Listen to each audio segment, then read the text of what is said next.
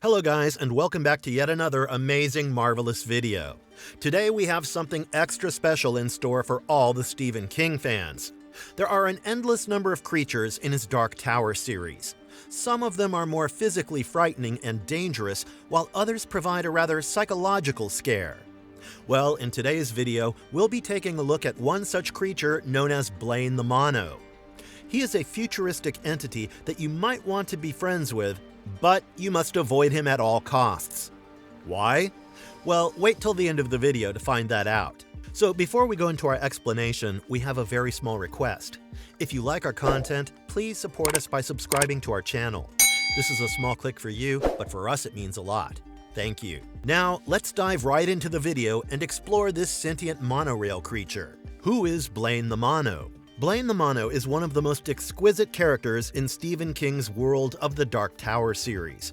He appears as a minor antagonist, but still ends up making significant changes to the Dark Tower world.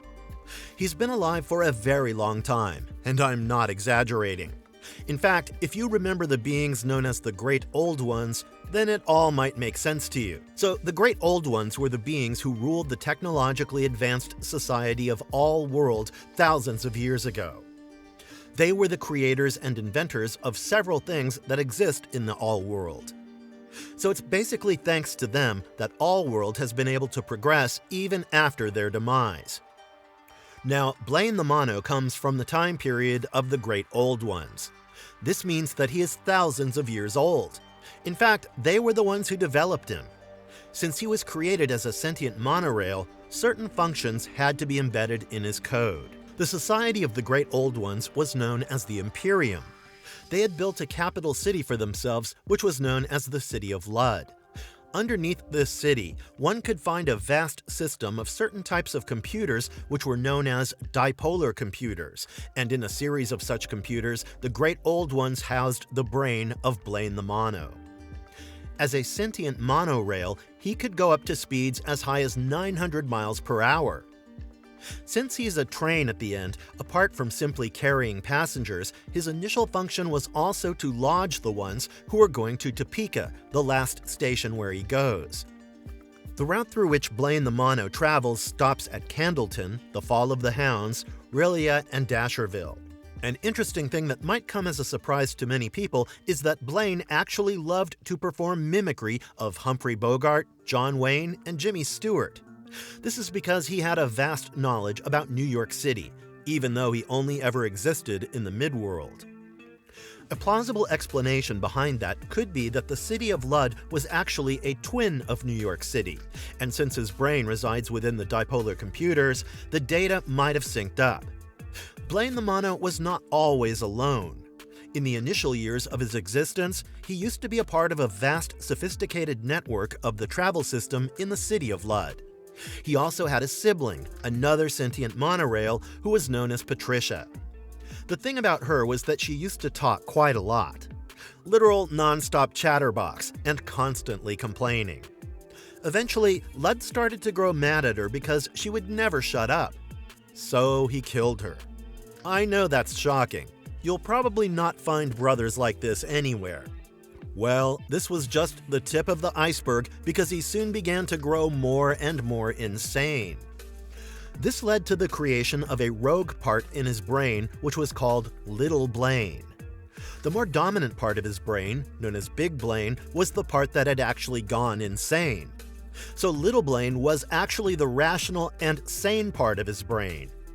In fact, when Blaine the Mono encountered the protagonist of the series, Roland Deschain, Little Blaine was the one who wanted to help him and stop Big Blaine from ruining everything. But since it was literally little in size, it was afraid of Big Blaine. In the end, he was barely able to help Roland, and could only suggest to him not to anger Big Blaine. Now let us find out more about what exactly happened between Blaine the Mono and Roland, his role in the Dark Tower series. So Blaine the Mono does not appear from the beginning of the Dark Tower series. We meet him for the first time in Book 3, which is titled The Wastelands, and we say goodbye to him in Book 4, which is titled Wizard and Glass. So in the Wastelands, Blaine the Mono ends up meeting Roland and his quartet, which basically means a group of people who are tied together by fate or destiny. But before we encounter him, we hear about him through Jake Chambers, who is a member of Roland's second quartet. He writes about him in his final school essay, My Understanding of Truth. He says, "You have to watch Blaine all the time. Blaine is a pain, and that is the truth.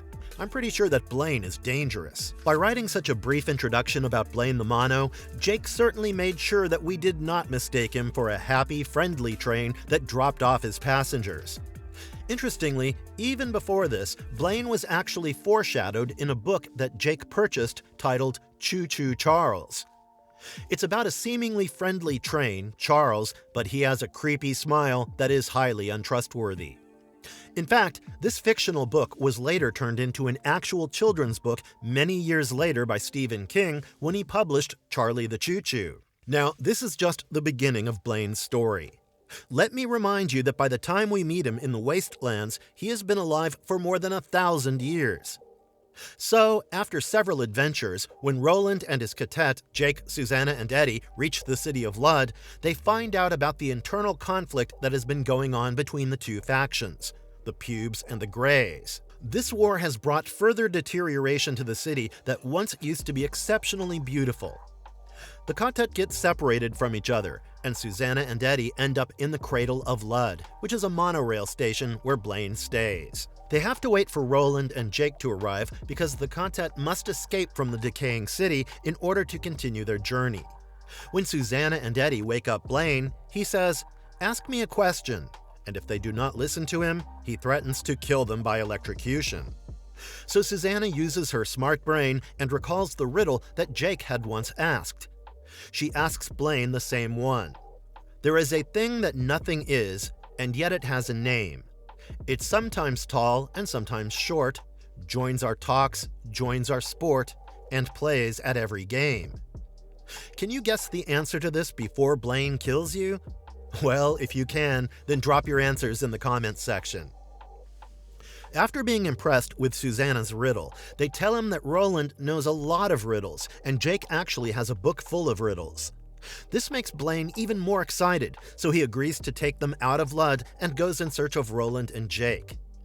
He ends up at the TikTok Man's headquarters, who is the leader of the faction Greys. Upon finding Roland and Jake there, he tells them to ask him a riddle so he can be sure that it is, in fact, the Gunslingers. Roland asks him a rather tricky riddle, but it takes Blaine only a few seconds to give the answer.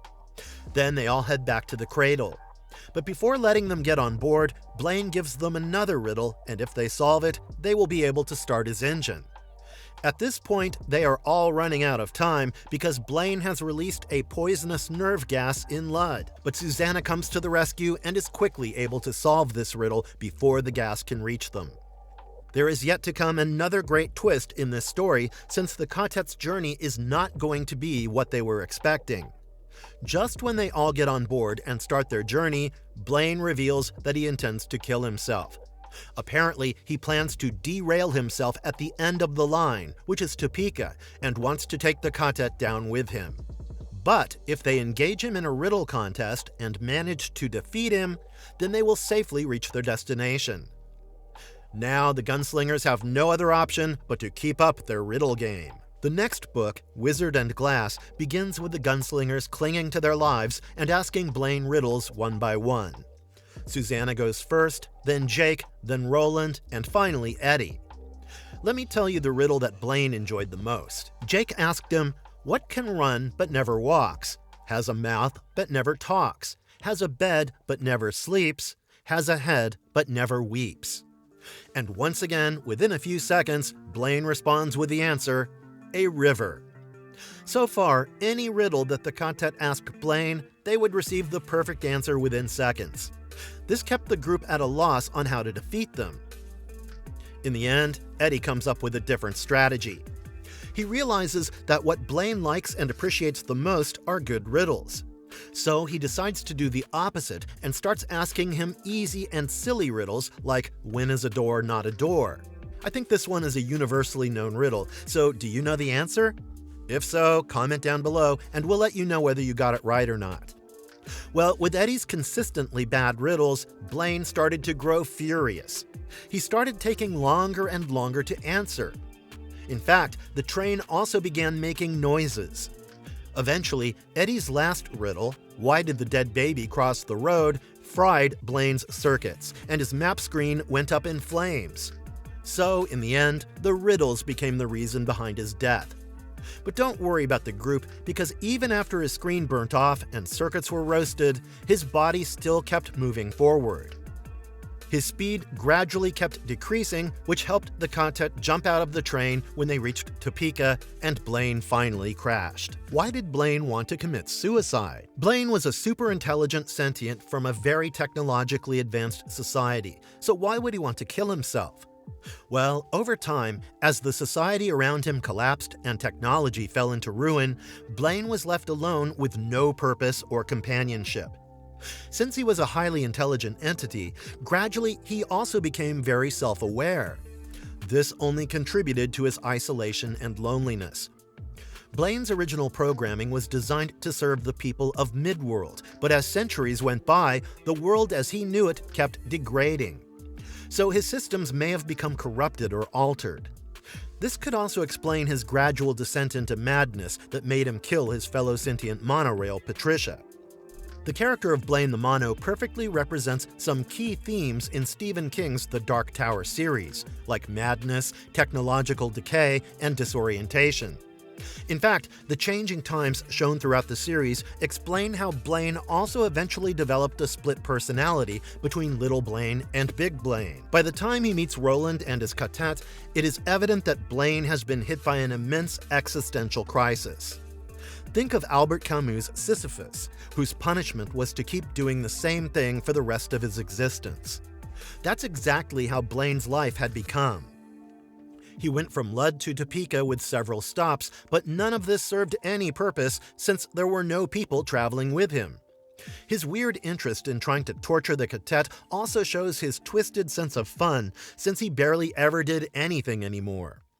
All of these reasons pushed Blaine to the edge of existence, and he just wanted to put an end to it all. Appearance and abilities of Blaine the Mono. Blaine the Mono was a slender and pink monorail who was known for being more than 2 wheels long.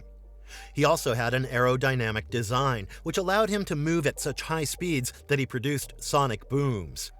Even though he had a bright and futuristic look, Blaine's aura was gloomy and dreadful.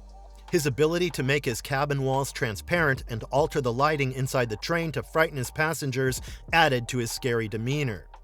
Apart from this, he had an advanced psyche, which allowed him to control the environment around him and gave him extensive computational powers.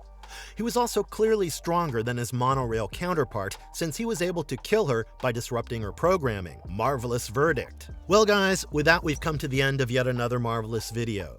Stephen King's The Dark Tower series never fails to disappoint us. I mean, I don't think I could have ever been able to come up with a train that not only talks and feels things, but is so smart that it leads to his demise. This was such a different experience compared to watching Thomas and Friends as a kid. So what about Blaine the Mono did you love the most? Would you have liked to see him create more chaos in an already chaotic world? How do you think he will be portrayed in Flanagan's upcoming work? And what else from the world of the Dark Tower series would you like for us to explore? Let us know all about it in the comments down below. And if you liked this video, don't forget to hit that like and subscribe button on your way out. It means the world to us when you help us grow. Until next time guys, it's goodbye. Have a good one.